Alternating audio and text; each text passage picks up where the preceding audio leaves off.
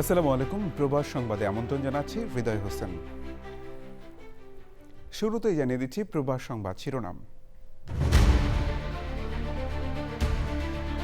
ঢাকা ১৭ আসনে ভোটার তালিকায় অন্তর্ভুক্ত হলেন তারেক রহমান। গুলশান বনানী বাড়িধারা ক্যান্টনমেন্ট আসনের জন্য মনোনয়নপত্র সংগ্রহ।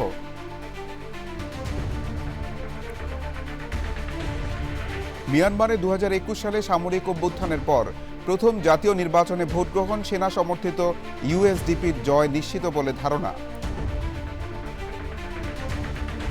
এবং যুক্তরাষ্ট্রের তুষারঝড়ে হাজারো ফ্লাইট বাতিলে যাত্রীদের সীমাহীন দুর্ভোগ। পরিবর্তিত সময়সূচি জানতে এয়ারলাইন্সের সঙ্গে যোগাযোগের পরামর্শ।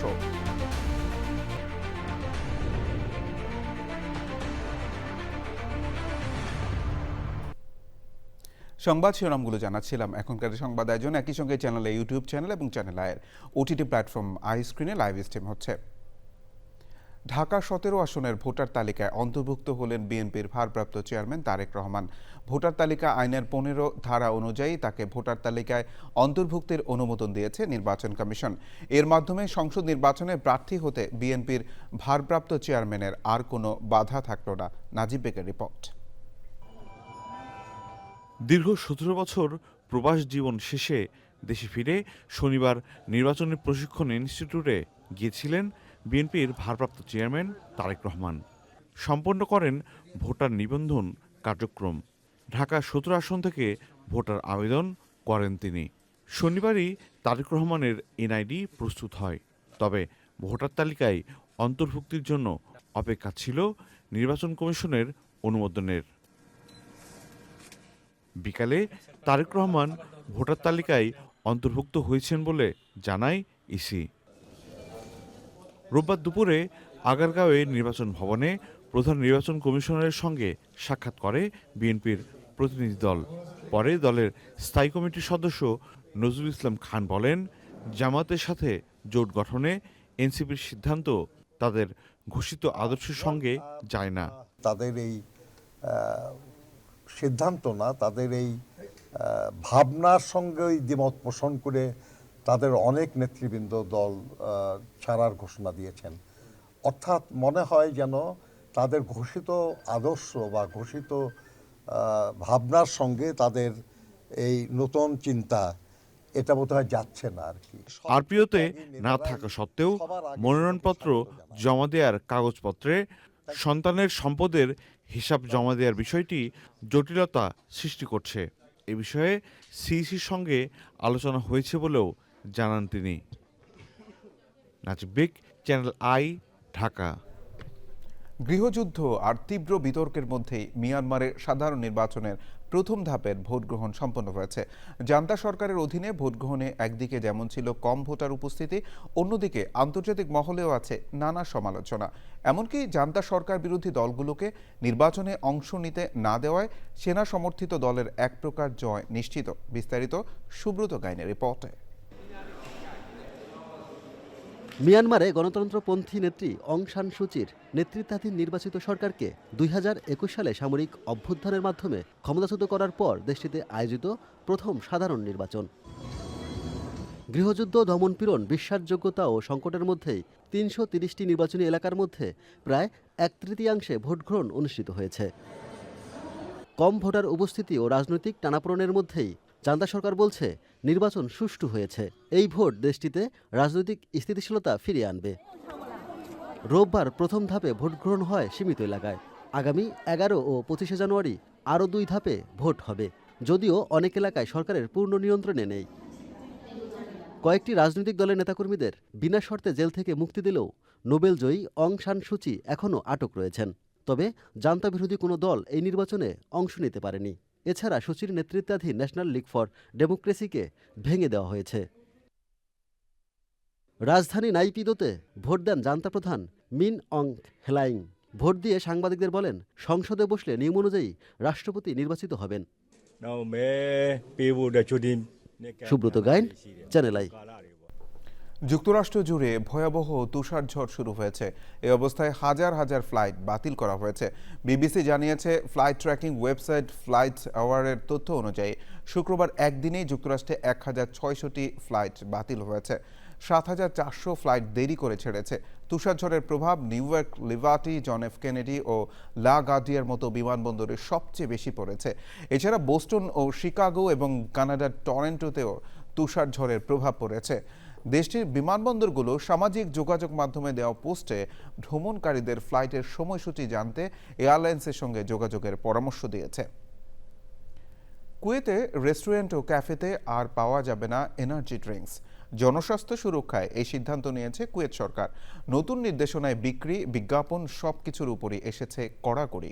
কুয়েত থেকে জিশান মাহমুদের পাঠানো তথ্য, ভিডিওচিত্রে আমিনা রহমান সুপ্তির রিপোর্ট।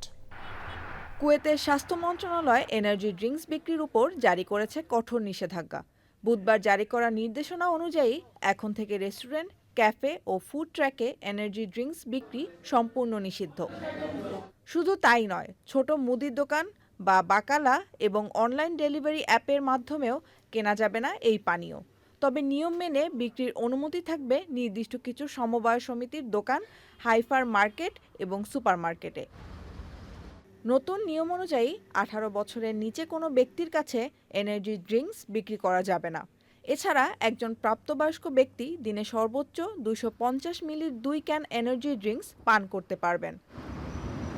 জনস্বাস্থ্য রক্ষায় সরকারের এই সিদ্ধান্তকে স্বাগত জানিয়েছেন প্রবাসীরা।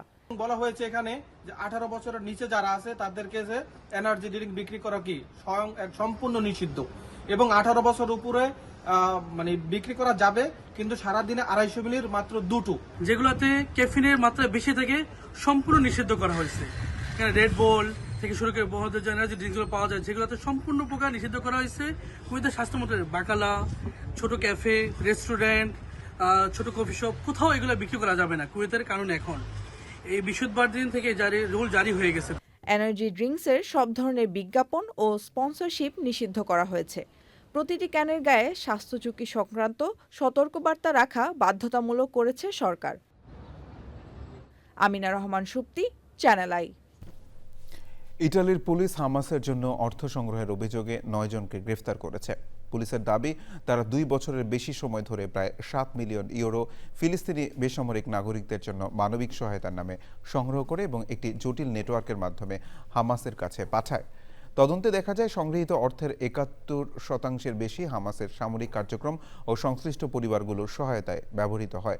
গ্রেফতারের পাশাপাশি তদন্তের অংশ হিসেবে পুলিশ 8 মিলিয়নের বেশি ইউরো মূল্যের সম্পদ জব্দ করেছে।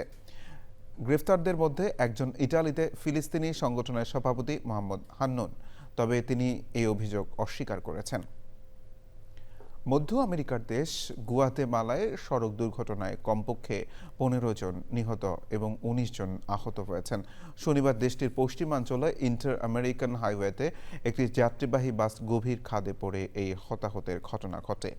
আহত 19 জনকে কাছাকাছি বিভিন্ন হাসপাতালে ভর্তি করা হয়েছে। স্থানীয় ফায়ার সার্ভিস জানিয়েছে, এই সড়ক দুর্ঘটনায় 15 জনের মৃত্যু হয়েছে। নিহতদের মধ্যে 11 জন পুরুষ, 3 জন নারী এবং 1 জন শিশু। প্রাথমিকভাবে ধারণা করা হচ্ছে ঘন কুয়াশার জন্যই দুর্ঘটনাটি ঘটে।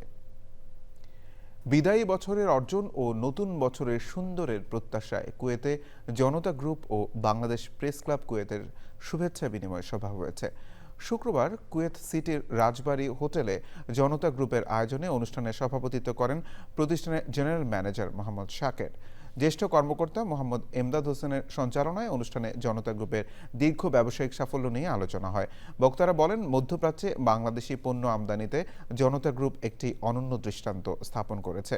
অনুষ্ঠানে জানানো হয়, জনতা গ্রুপের স্বত্বাধিকারী আবুল হাশেম 2025 সালে টানা 10মবারের মতো সিআইপি নির্বাচিত হয়েছেন। অনুষ্ঠানে ছিলেন বাংলাদেশ প্রেস ক্লাব কুয়েতের ভারপ্রাপ্ত সভাপতি আল আমিন রানা, সাধারণ সম্পাদক আহ জুবেল, যুগ্ম সম্পাদক আলাল আহমদ, সহ সাংগঠনিক সম্পাদক আবু বকর সিদ্দিক, জিশান মাহমুদ সহ প্রবাসী কমিউনিটির বিশিষ্ট ব্যক্তিরা। সবশেষে প্রবাস সংবাদ শিরোনামগুলো জানিয়ে দিচ্ছি আরও একবার। ঢাকা 17 আসনে ভোটার তালিকায় অন্তর্ভুক্ত হলেন তারেক রহমান। গুলশান, বনানী, বারিধারা ক্যান্টনমেন্ট আসনের জন্য মনোনয়নপত্র সংগ্রহ। মিয়ানমারে 2021 সালে সামরিক অভ্যুত্থানের পর প্রথম জাতীয় নির্বাচনে ভোট গ্রহণ, সেনা সমর্থিত ইউএসডিপির জয় নিশ্চিত বলে ধারণা। এবং যুক্তরাষ্ট্রে তুষার ঝড়ে হাজারো ফ্লাইট বাতিলে যাত্রীদের সীমাহীন দুর্ভোগ, পরিবর্তিত সময়সূচি জানতে এয়ারলাইন্সের সঙ্গে যোগাযোগের পরামর্শ।